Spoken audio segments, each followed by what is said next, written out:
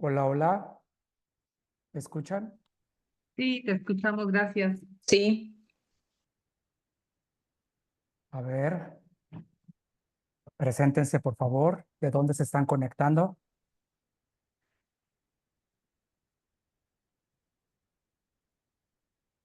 Hola, yo Buenas soy de noches. Cali, del Estado de México. Hola, Gaby, buenas noches. Ujú. Gracias, Yola. Gaby,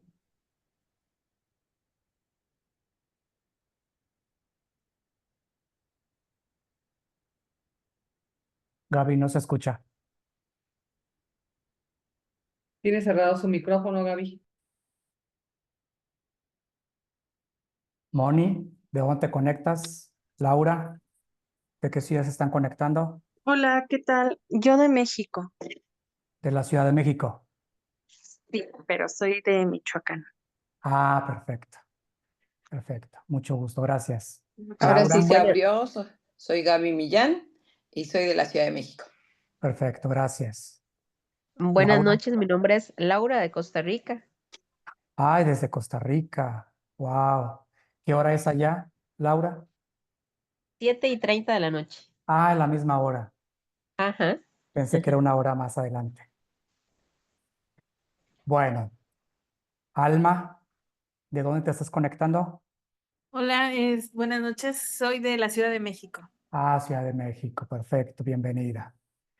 Muy bien, pues les agradezco el compromiso y su deseo de acompañarme en esta conferencia. Y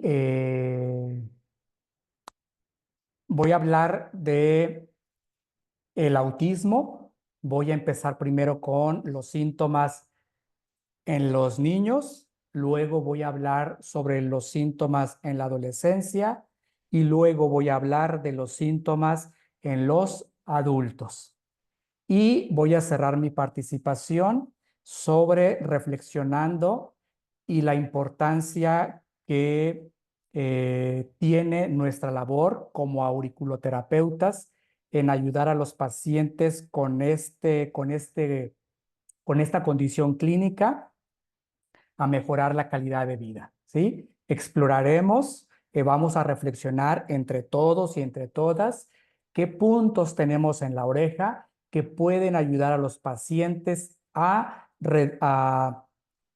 que tengan mejor calidad de vida, no a eliminar la condición, porque esa es una condición neurocognitiva, pero sí a que el paciente tenga mejor calidad de vida con auriculoterapia. Y vamos a finalizar con algunos puntos auriculares que pueden ayudar mucho y que pueden ser estimulados tanto en niños, en adolescentes, como en adultos. ¿Están listas? Sí, gracias. Muy bien. Sí, Voy a compartir la pantalla y me dicen si allí se ve. Sí. ¿Sí?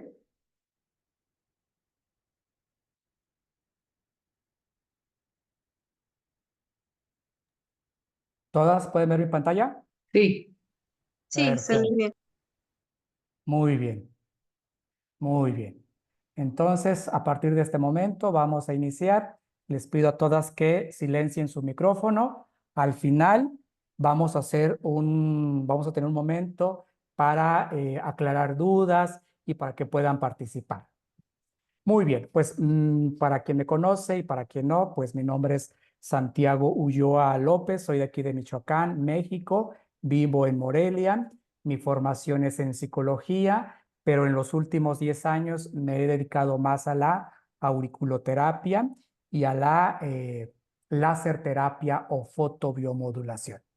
Y tengo mi consultorio, pero también me gusta compartir la auriculoterapia, capacitando a otras personas para que se autotraten y a la vez traten a familiares, conocidos, clientes o que puedan iniciar un negocio. Muy bien, entonces vamos a, vamos a iniciar. Un segundito, voy a dejar de compartir.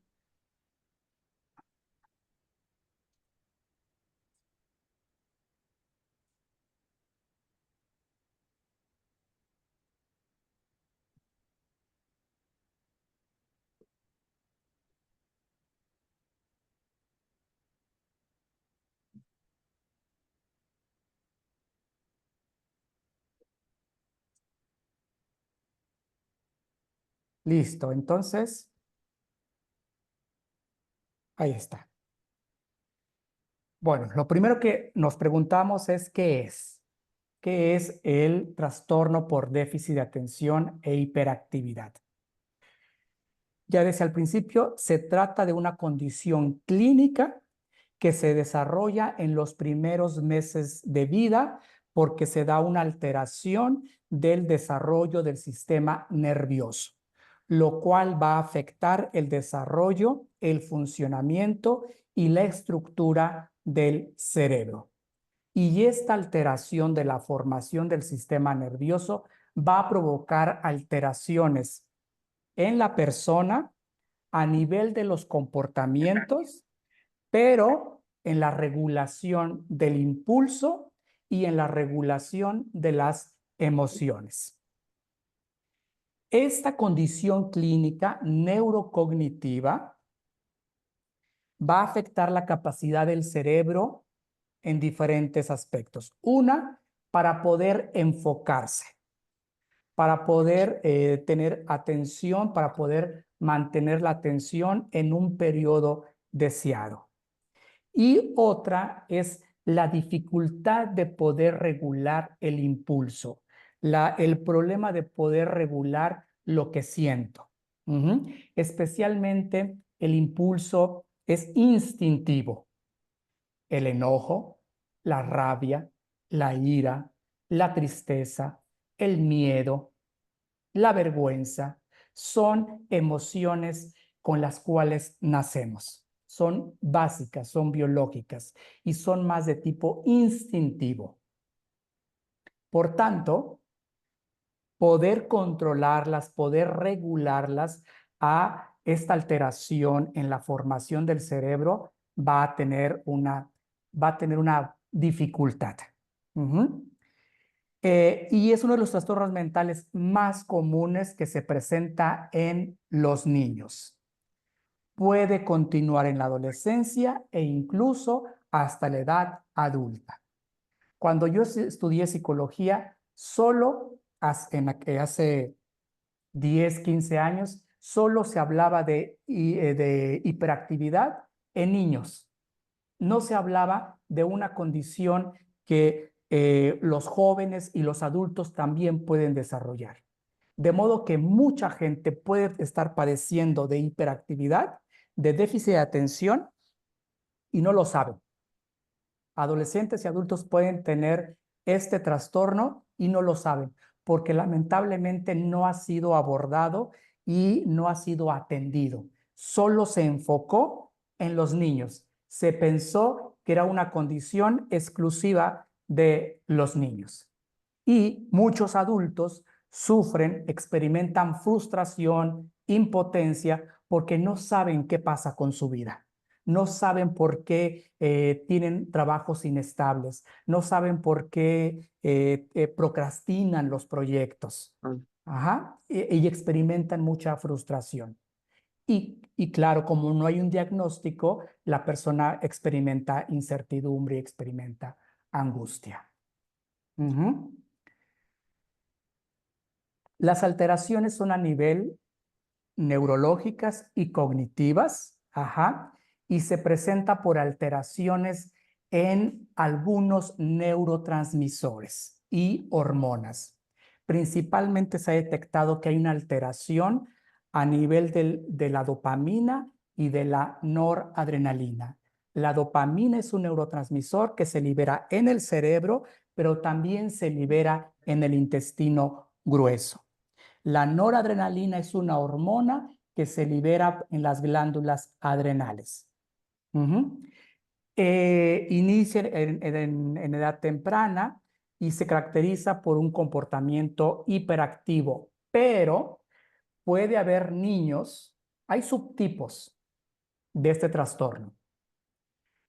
Déficit de atención con hiperactividad, pero también puede haber déficit de atención sin hiperactividad. ¿Qué es lo que caracteriza? Entonces hay una marcada falta de atención y de continuidad, de concluir una tarea. Así como decía, alteraciones en la regulación emocional y dificultades en el aprendizaje. Esta condición clínica va a tener impactos en las relaciones. Los niños van a tener una conducta de aislamiento y también los adolescentes porque no hay una comprensión de su conducta, de su forma de ser. Seguramente serán tratados como burros, como berrinchudos, como desafiantes o como desobedientes. Cuando no se trata adecuadamente, que esa es una realidad, en los adultos genera relaciones de pareja inestables. También hay problemas con las amistades, hay un mal desempeño en el trabajo, en la escuela y por supuesto baja la autoestima y llega a provocar desempleo.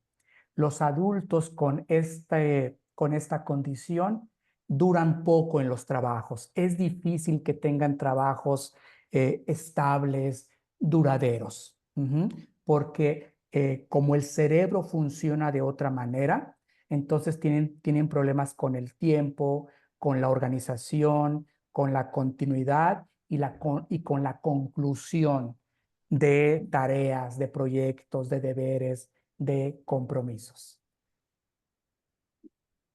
Hasta ahí, ¿me están siguiendo? Sí. ¿Estoy siendo claro? Sí. Perfecto. Sí. Entonces, ¿cuáles son las complicaciones de un inadecuado tratamiento o de no ser tratado? Que se relaciona con intentos de suicidio, porque la persona va a desarrollar otros padecimientos, principalmente ansiedad, estrés y depresión. Problemas de salud física y mental, porque se descuidan mucho. Baja autoestima, sentirse no comprendido, sentirse excluido, sentirse juzgado, sentirse señalado, criticado. Problemas con la ley, porque van a tener conductas de riesgo. Y consumo inadecuado de alcohol o de otras sustancias. Y también llegan a tener accidentes de auto o de otro tipo. ¿Cuáles son los síntomas más característicos? Estos síntomas los vamos a identificar en 3 rangos o en 3 esferas: en la atención, en el impulso y en la actividad. En la esfera o en el nivel de la atención hay una marcada dificultad para poner atención en tareas, en juegos, ¿sí? La atención es muy dispersa. Se pueden distraer con mucha facilidad y hay un problema para enfocarse por un periodo deseado. También hay dificultad para seguir indicaciones, para organizarse, para planificar, ¿sí? Tienden a ser niños y adolescentes desorganizados y con dificultad para planificar. Hay descuido y con mucha facilidad pierden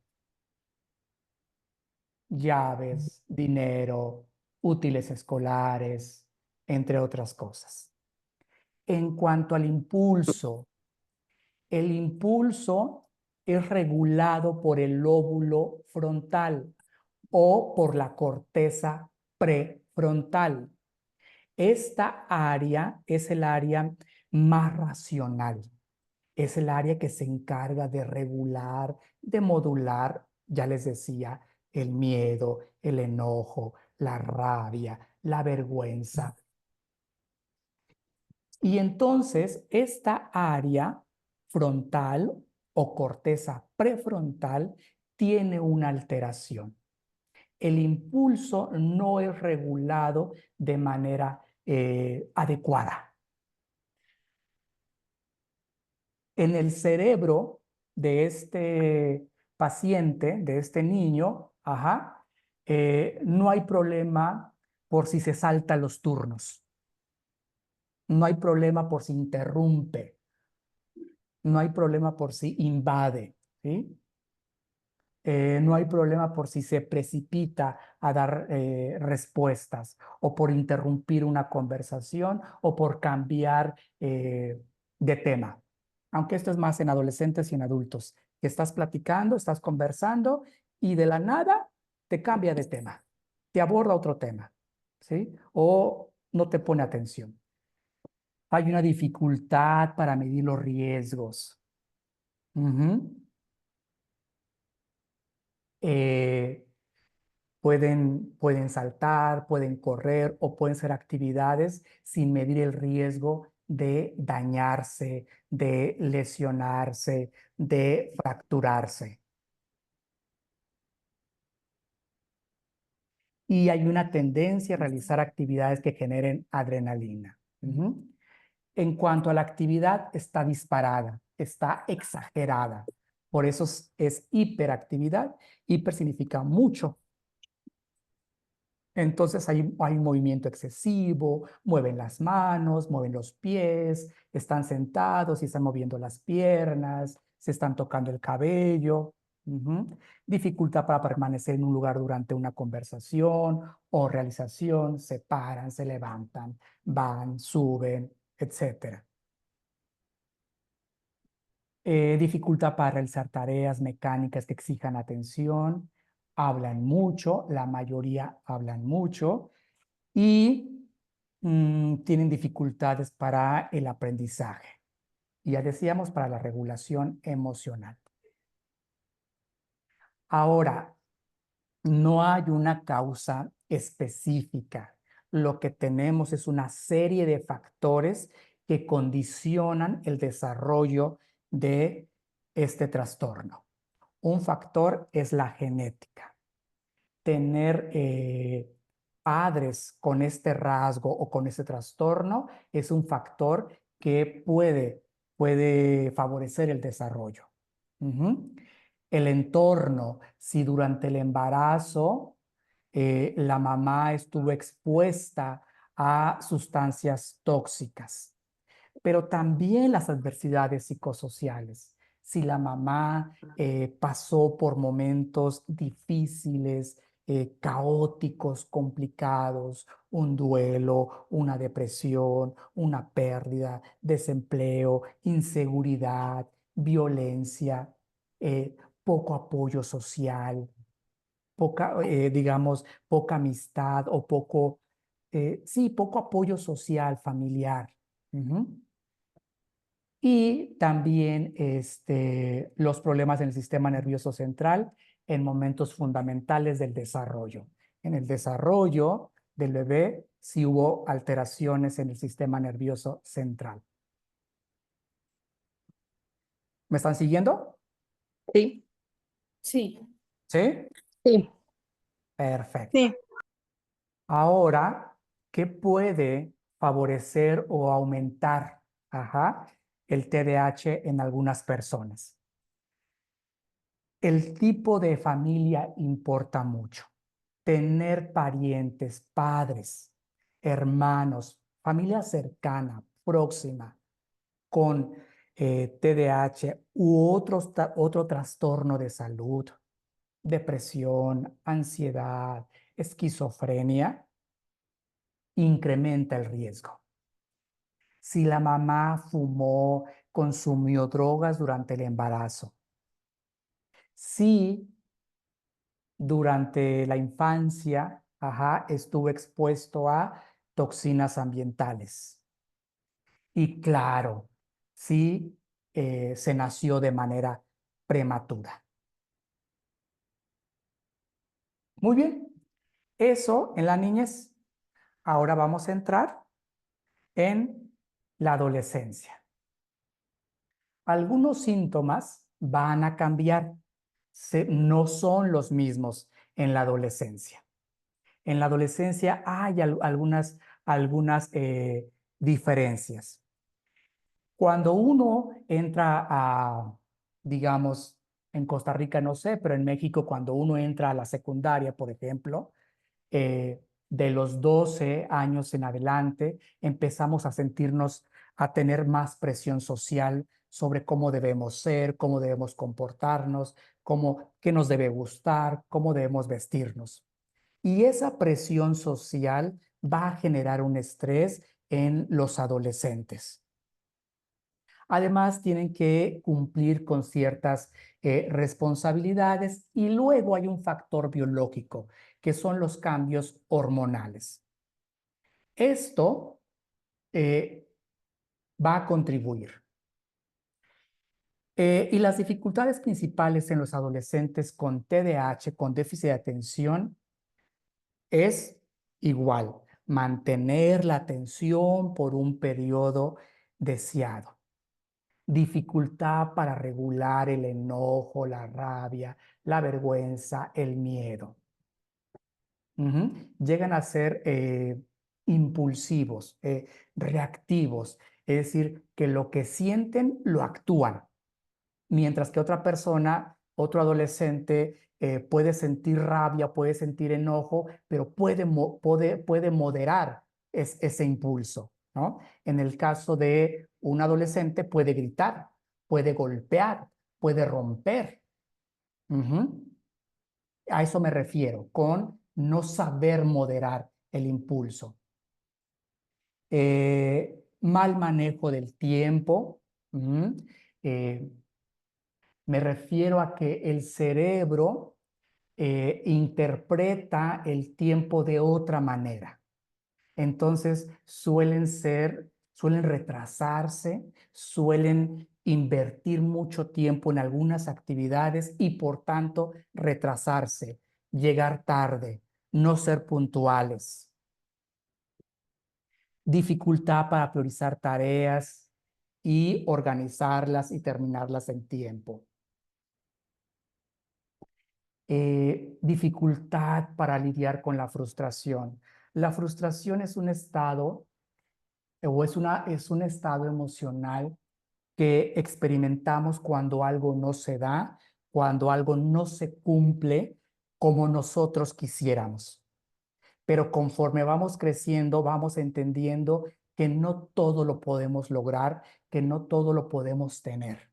Que una cosa es desearlo, una cosa es anhelarlo, pero no es posible tenerlo todo. Y a lo largo de la vida vamos comprendiendo eso. Y lo que hacemos es aprender a que no podemos tenerlo. En el caso del TDAH, del déficit de atención, la persona le cuesta mucho, sufre con la frustración.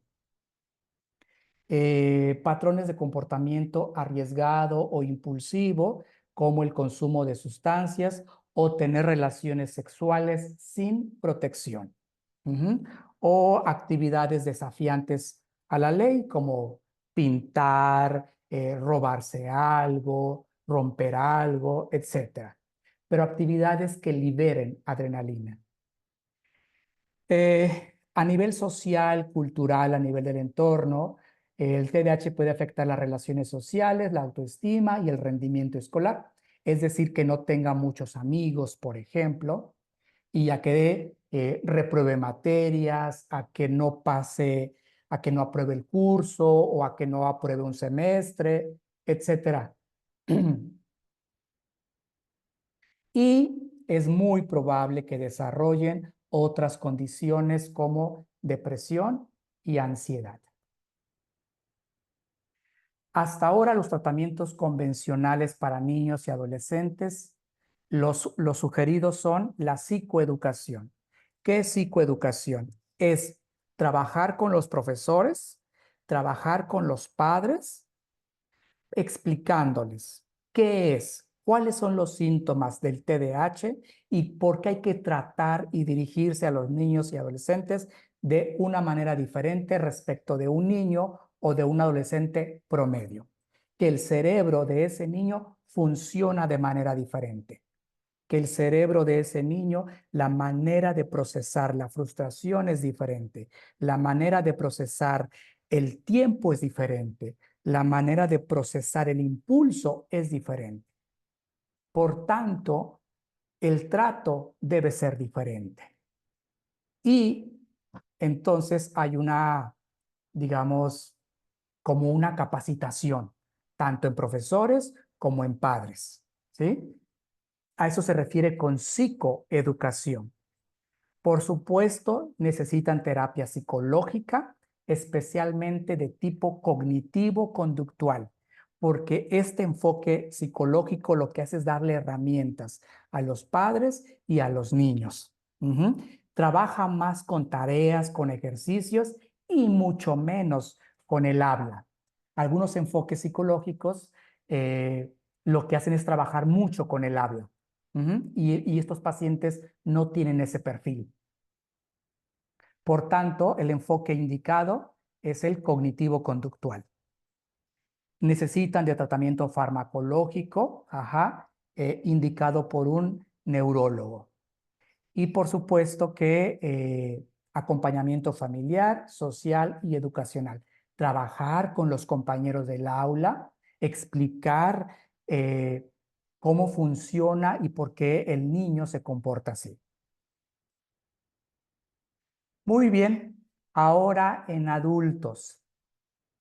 Hasta ahorita, ¿qué les está pareciendo? Me suena mucho. Muy interesante. Muy Qué bien. bueno. Sí, muy Perfecto, bien. perfecto. Muy bien, ¿puedo continuar entonces? Sí. Listo. La hiperactividad puede disminuir mucho cuando uno ya es adulto. Sin embargo, la inquietud, la impulsividad y la atención pueden continuar en la vida adulta. Ejemplos. Problemas para controlar, para medir el tiempo. La percepción del tiempo en el cerebro de una persona con déficit de atención es completamente diferente. Pueden invertir mucho tiempo en otras actividades, lo cual va a retrasar otras actividades, otros compromisos. Va a conducir a que sean impuntuales, a que lleguen tarde, pero porque hay una alteración en el cerebro. O sea, les cuesta calcular la duración de las tareas y cumplir en tiempo o en el horario establecido. Claro, va a haber un rendimiento insuficiente a nivel escolar, pero también a nivel laboral. Que les cueste mucho entregar deberes, obligaciones, compromisos que se les asignó.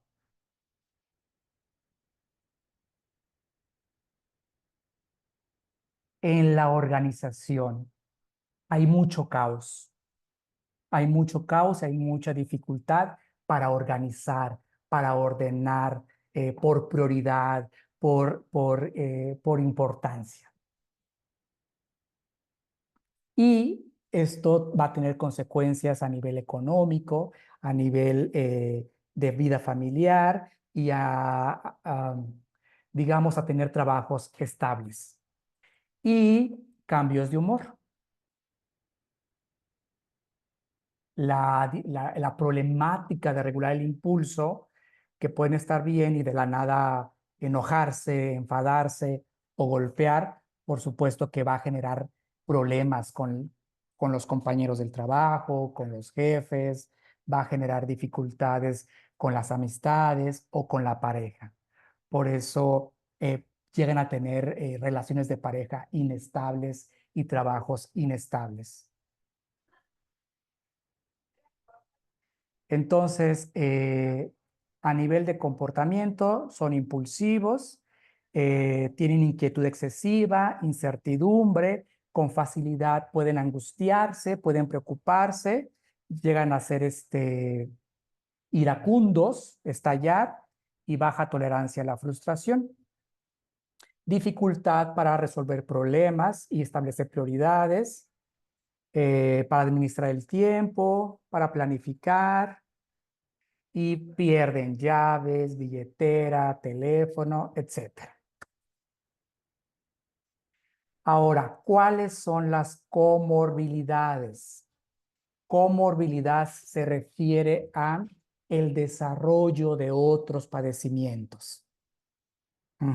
El desarrollo de otros padecimientos o de otros problemas. Principalmente llegan a desarrollar depresión, ansiedad y problemas para el aprendizaje, para aprender cosas nuevas. El patrón repetido de fracasos y frustraciones deseada al principio, pues va a bajar la autoestima, va a hacer que se sientan personas insuficientes, incompetentes. Yo he platicado con personas adultas con esta condición y lloran. Lloran de la frustración de ¿por qué no puedo concluir? ¿Por qué no puedo terminar? ¿Por qué no puedo durar en un trabajo? ¿Por qué no puedo terminar tal proyecto? Porque es una condición que escapa a su voluntad. No es que se levanten y digan, me voy a hacer el flojo, me voy a hacer la floja, me voy a hacer el que se dispersa y entonces no voy a terminar tal proyecto o tal responsabilidad. ¿Sí? Entonces, hay un sufrimiento psicológico, psíquico. La persona sufre. No es de balde que lleguen a consumir drogas o tengan ciertos vicios. Y la ansiedad que desarrollan, imagínense, no concluye una actividad, tiene dificultad para aprender. Eso desarrolla ansiedad. La ansiedad va a ejercer presión para que se sienta más abrumado, para que se sienta más saturado y entonces desarrolle nerviosismo y otros síntomas. No soy capaz, no soy suficiente, soy incompetente, etcétera, etcétera. ¿Sí? Eso se le llama distorsión cognitiva. Los pensamientos que tiene de sí están distorsionados. El autoconcepto. ¿Qué es el autoconcepto? Son los pensamientos que tengo sobre mí, las creencias que tengo sobre mí. Y esas creencias pueden ser incompetente, insuficiente, desorganizado, caótico, inestable, inmaduro. Esas son las etiquetas que el paciente adulto puede tener. ¿Sí? ¿Estoy siendo claro? Sí. Sí. Perfecto. A nivel de la atención, son pacientes que tienen dificultad para realizar varias tareas a la vez. Pueden iniciar una tarea, no concluirla, inician otra, no concluirla, inician otra y no la concluyen. Y les cuesta mucho escuchar con atención, interrumpen muchas veces y hablan mucho. Por eso puede ser frustrante para los compañeros o para los amigos, que la persona hable mucho, que interrumpa, que cambie de tema bruscamente, abruptamente. Y entonces el amigo, la pareja puede sentirse como no le importa lo que yo siento, no me pregunta cómo estoy, qué poco empático, qué egoísta es, etcétera. Y claro, ¿qué va a pasar? Un alejamiento, un distanciamiento, una pérdida de esa relación. Y nosotros como seres humanos necesitamos de relaciones que nos sostengan. Necesitamos de relaciones en las que podamos apoyarnos cuando nos sintamos vulnerables. Imagínense que tenga pocas amistades, pues se va a sentir más vulnerable. ¿Y qué va a generar esto? Más ansiedad, más depresión.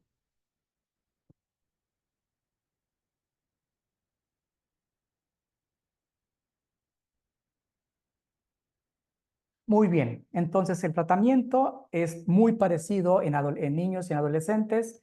Algunos pacientes sí necesitan fármacos, los cuales puede ser recetados por un psiquiatra o por un neurólogo, y los más utilizados son el metilfenidato y la atomoxetina, que ayudan a regular los neurotransmisores afectados. ¿Cuáles son? La dopamina y la noradrenalina.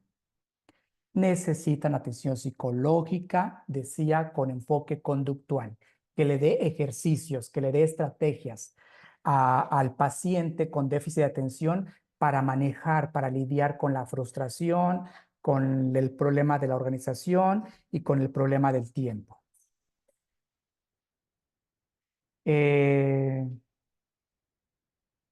También es importante que reciba atención porque se tiene que tratar.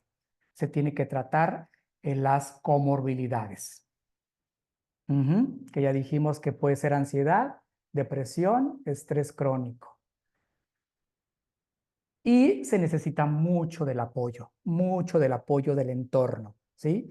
Del aula, del trabajo, de la familia, del contexto donde estoy. Mucho apoyo, para que las personas puedan comprender mejor el comportamiento del paciente. Listo. Hasta aquí las generalidades. He tratado de resumir, he tratado de simplificar para poder ahora meternos con la auriculoterapia, reflexionar cómo nosotros podemos ayudar a los pacientes, tanto niños, adolescentes como adultos. Lo que hay que decir es que la auriculoterapia es un tratamiento complementario, auxiliar para esta condición neurocognitiva. ¿Me doy a entender? Sí. No es la única opción. Cuando digo contribuye, auxilia o es una grande aliada en el tratamiento del déficit de atención, significa que se va a complementar con los tratamientos convencionales, con el fármaco, con la psicoterapia, con la psicoeducación.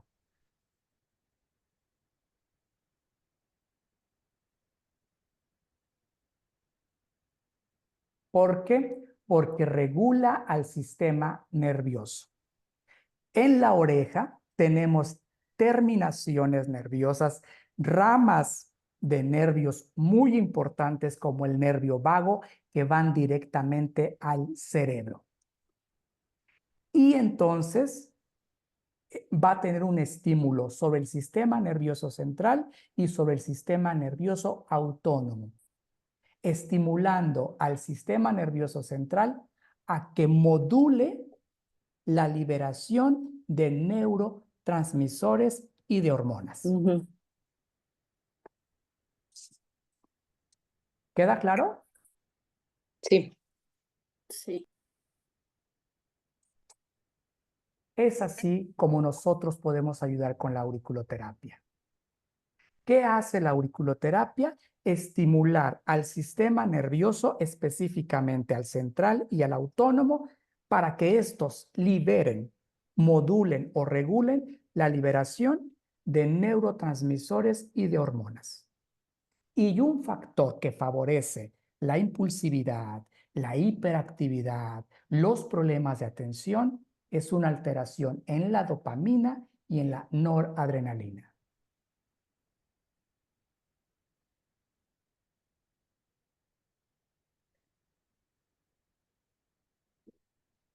Nosotros con la auriculoterapia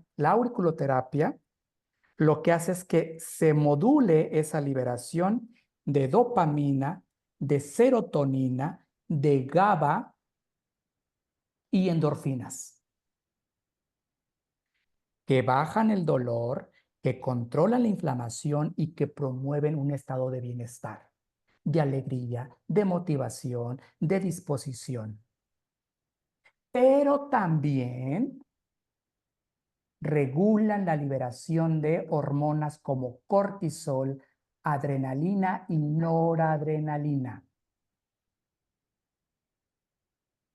Hay un disturbio, hay una alteración en la liberación de noradrenalina, pero también de cortisol y de adrenalina. Y nosotros en la oreja tenemos puntos que regulan eso. ¿Sí o no, chicas? Sí. Las que han estudiado conmigo, las que han tomado el curso de auriculoterapia conmigo. Les he Sí. dado, les he compartido puntos que se encargan de eso. ¿Qué puntos? Pues para empezar, sistema nervioso central. Sistema nervioso central no puede faltar. El sistema nervioso simpático. El Autónomo. sistema nervioso simpático. ¿Qué hacemos cuando estimulamos el punto de sistema nervioso autónomo? Que va a hacer que se baje la actividad del sistema nervioso simpático, que es el que nos alerta, el que nos pone en acción. Este sistema simpático en personas con déficit de atención está hiperactivo. Está hiperactivo. Entonces nosotros vamos a estimular ese punto de sistema nervioso autónomo para que disminuya la actividad del simpático y para que se eleve la actividad del parasimpático. Es el que nos calma, el que nos relaja y el que nos tranquiliza. ¿Sí? Sí. Hay un nervio craneal que sale de la base del cráneo, viene hacia la garganta, baja por el cuello, va hacia el corazón, pulmones, estómago e intestino. ¿Cómo se llama ese nervio? El nervio vago. Nervio vago. Y cuando nosotros estimulamos al nervio vago, a su vez estimulamos al sistema nervioso parasimpático. Porque una de las vías por las cuales funciona el parasimpático es a través del nervio vago. Entonces, ¿qué punto hay que estimular? Nervio vago. El punto de nervio vago. Pero aquí podemos estimular también, porque por aquí baja de manera bilateral. Podemos aquí, ¿sí? Baja por el tórax. Ok. Entonces, tú, Gaby, que usas láser, te toca estimular aquí y estimular en el tórax. Ok. ¿Sí? ¿Con qué luz? Con luz infrarroja, porque la luz infrarroja es la que actúa en los nervios. ¿Sí? Sí. Es lo que puedes hacer. Ujú. Muy bien.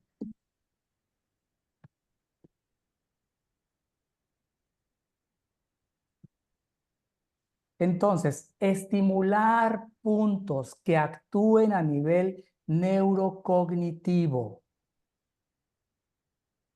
emocional y en la digestión. ¿Por qué hay que trabajar con los intestinos? Quiero que me digan por qué hay que trabajar con los intestinos. ¿Qué tiene que ver los intestinos con la impulsividad, con la inatención y con la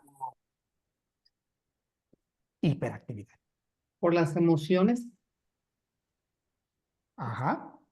¿Qué tienen que ver los intestinos? ¿Qué tiene que ver el intestino?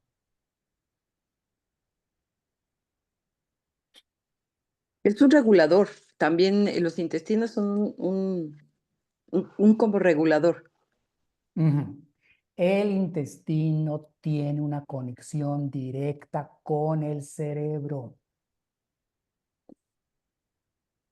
El intestino posee su propio sistema nervioso.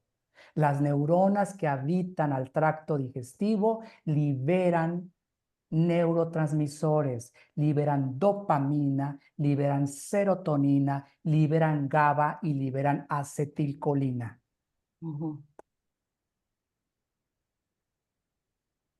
¿Problemas digestivos pueden provocar alteraciones cognitivas y psíquicas? Sí. El intestino se comunica directamente con el cerebro a través de 3 vías y una de ellas es el vago. Otra son las hormonas y los neurotransmisores. ¿Queda claro? Sí. Entonces, tenemos que estimular el punto ¿de qué? Intestino grueso. El punto de intestino grueso y también el punto de intestino delgado.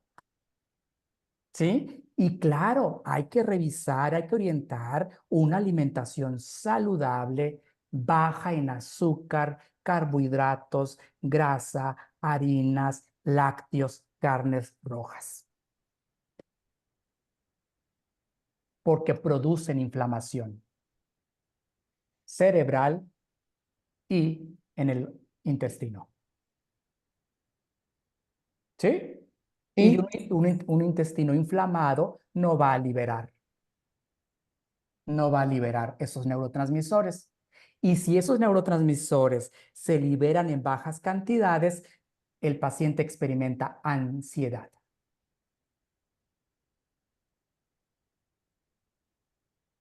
¿Sí? Ujú, ujú. A nivel emocional, ¿qué puntos tenemos a nivel emocional?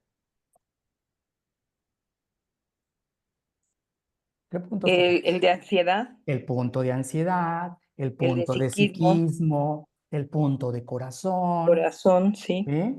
Céfalo. El punto de encéfalo también, el punto de hipotálamo, ¿sí? Ajá.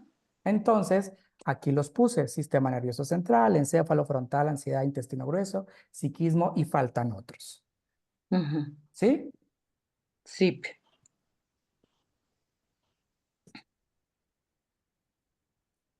Ok, entonces, ¿qué puede hacer la auriculoterapia? Puede mejorar la concentración. Hay que trabajar con esta parte, con la parte prefrontal. Y el punto que nos va a ayudar es el punto del lóbulo frontal y el punto de encéfalo. Ayuda a regular el impulso y las emociones, lóbulo frontal. Ok. Y reduce significativamente los niveles de estrés y de ansiedad. Punto de ansiedad, punto de psiquismo, punto de corazón, punto de adrenal. Adrenal. Ujú. Incrementa el entusiasmo, incrementa la motivación y la disposición. Si es un paciente, yo he conocido pacientes así, adultos, que están bien y luego están muy ansiosos y luego están depresivos y así se mueven, ¿sí? Entre mucha acción, mucho movimiento y luego un estado nostálgico, melancólico. Ujú. Entonces, hay que trabajar con puntos auriculares que incrementen el entusiasmo, la motivación, la alegría. ¿Qué puntos? Punto de intestino, porque libera dopamina, porque libera serotonina, porque libera GABA, pero también tenemos el punto de alegría. ¿Sí o no? Sí. Muy bien. Es así como podemos ayudar a los pacientes, ¿sí? Y estos estímulos, estos puntos hay que estimularlos en niños, en adolescentes y en adultos. Por eso la auriculoterapia debe aplicarse en toda la población. Y si tienen esta condición clínica, debe aplicarse auriculoterapia. Muchas gracias, he terminado. Ahora sí, las escucho. Quisiera escucharlas. Quisiera saber su opinión.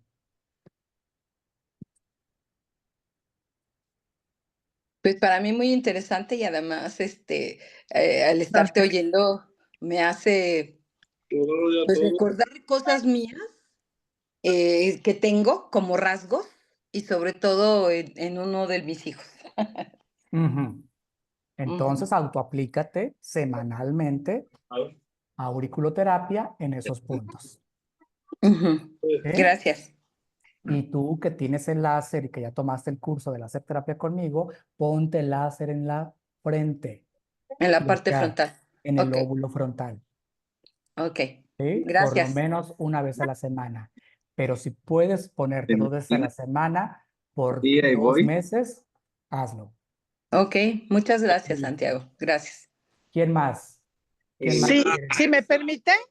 Sí, Sí, buenas Tere. noches. Bueno, agradecer esta interesante plática que usted nos ha dado. Quiero decirle que he sido por muchos años, tengo 65 años y Sí, he sido muy, ¿cómo le diré? De la medicina alternativa.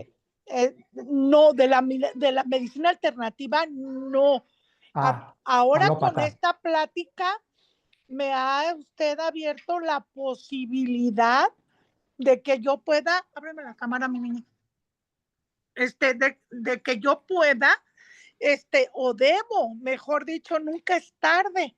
Es No, muy interesante lo que acaba usted de explicarnos, de enseñarnos, y en el caso particular le digo, pues algo, pues hasta cierto punto novedoso, porque yo no me había dado la oportunidad. Y ahora, pues cuando habla usted de esa relación del intestino con las emociones, que luego escuché alguna vez que dicen que el intestino es el segundo cerebro, correcto. y tantas enfermedades que ahora tenemos, y nos tratamos con la medicina que luego nos provoca otras cosas. La medicina Entonces, alópata. pues sí, realmente yo le agradezco mucho porque con esta plática, pues gracias a lo que usted nos ha dicho, pues yo ya me abro a estas otras posibilidades. Claro, es una posibilidad. Muy bien Sí, dicho. Es una muchas posibilidad. gracias. A ti, Tere. ¿Quién más? Buenas noches. Laura. A mí me parece una información muy interesante, ya que esas personas ya les es difícil llevar la condición que tienen y si uno puede aportar un poquito para que sea más llevadero para ellos, me parece un aporte muy valioso. Claro, claro. ¿Sí? La intención es ayudarles a mejorar la calidad de vida, que no es voy a eliminar la condición clínica. No es, te voy a ayudar a reducir las incomodidades y los síntomas que alteran tu día a día. Muy bien. ¿Quién más? Katy. Hola, buenas noches. Yo creo que toda enfermedad entra por la misma zona en que sale, ¿no? Que es la boca y que son los alimentos. Creo muy importante que realmente volteemos a ver otras técnicas, otras formas de, otras terapias alternativas porque la ciencia nos ha demostrado que hay cosas que no evolucionan. Tener hospitales de más especialización nos demuestra que más que solucionar la salud la estamos empeorando. Entonces, conocer terapias como esta que nos acaba de comentar, doctor, se me hace muy importante porque nos ayuda sobre todo en zonas donde no hay los accesos ni siquiera a un paracetamol en una clínica de hospital público. Entonces, este tipo de terapias pueden ser muy importantes y sobre todo en la cuestión emocional, que es una cuestión que el cerebro, todo neurólogo dice que es una caja mágica, ¿no? Así es. Que hay muchas cosas por aprender. Entonces, creo que si esta técnica nos ayuda a fortalecer la salud de una manera no invasiva, de una manera, digamos, amigable y saludable con el cuerpo humano, pues creo que adelante y de mi parte, pues muchas gracias, te Gracias a felicito, ti. eres muy Gracias. didáctico, porque a veces pues te pasa que te explican, pero con tanto tecnicismo que te pierdes y dices, oye, no me puedes hablar en términos que yo entienda, y creo que lo has hecho de una manera muy fluida, que demuestra realmente tus conocimientos. y tus habilidades en el tema. Entonces, de mi parte, muchas gracias, te Gracias felicito. a ti, Katy. Y bueno, espero la invitación para alguno de tus cursos. Probablemente ¿Tú dónde esperemos. estás? Aquí en Morelia, esperemos que mi Ah, agenda me lo permita, porque yo llego a dormir a Morelia. La bueno, sí, unidad el es siguiente casi mes. siempre fuera, Siguiente pero mes les tenemos digo que curso. duermo en Morelia. Perfecto. Claro que sí, Katy. Gracias, buenas Muy noches. bien. Buenas noches. Yola. Una pregunta, por ejemplo, en la edad adulta, las personas que llegan a tener estos tipos de rasgos, Sí. ¿se nota desde su infancia o lo desarrollan ya de adultos? O también te escuchaba que en la edad adulta quizás se pueden retroceder algunos rasgos, pero en otros son muy marcados. Ahí, ¿cómo la gente puede saber que Ujú. tiene ese tipo de O sea, se padecimiento? desarrolló en la infancia. Ah, ok. Se desarrolló en la infancia y va a haber factores que lo van a potenciar a que se manifieste, ¿no? Pero si en algunos adultos en la infancia no fue muy marcado, va a haber factores que lo van a potenciar en la vida adulta. Porque, por ejemplo, cuando uno fue niño, no se escuchaba ese término de TDAH, por No, ejemplo. no, y por tanto no se podía diagnosticar y por tanto no se podía tratar, Ajá. pero la persona como podía era funcional, lo que no significa que no dejaba de sufrir. Ajá. Y por ejemplo, quisiera pensar que yo, en algún momento, alguno de las personas que hay a nuestro alrededor tienen ese tipo de padecimiento que no se detectó en la infancia y que ahora Ujú. de adulto esto se manifiesta. Sí, Ah, sí, ok, pues gracias. a ti, Yola. Muy bien, ¿alguien más? ¿Alguna duda que tengan? Aquí no sé si esté conectada. eh, Hortensia, ¿no está Hortensia aquí? No. No, bueno, Hortensia es una alumna que está terminando el curso presencial conmigo de auriculoterapia y ella desde la primera clase empezó a aplicarle estímulos a su nieto. Me parece que el nieto tiene 10 años y tiene marcado el déficit de atención y principalmente la impulsividad y la hiperactividad. Y creo que lleva como 8 sesiones semanales y ya nos ha compartido que ha tenido muy buen resultado, que la impulsividad y la hiperactividad ha disminuido mucho. Y sobre todo la ansiedad de comer, de estar comiendo o de estar en el celular. Entonces, hay que aplicar auriculoterapia a los niños. La auriculoterapia es preventiva. El niño no debe tener síntomas, comportamientos problemáticos para aplicarle. Es preventiva. Mejora el funcionamiento del sistema inmune, el funcionamiento del sistema nervioso central, del digestivo, etcétera. ¿Sí? Sí, de acuerdo. Muy bien. Yo les agradezco mucho. En 15 días nos volvemos a conectar, ¿les parece? Con otro tema. Sí, muchísimas gracias, Santiago. Muchas gracias a todos. Muchas gracias. Que pasen buena noche. Igualmente, gracias. Gracias. Gracias, Nati.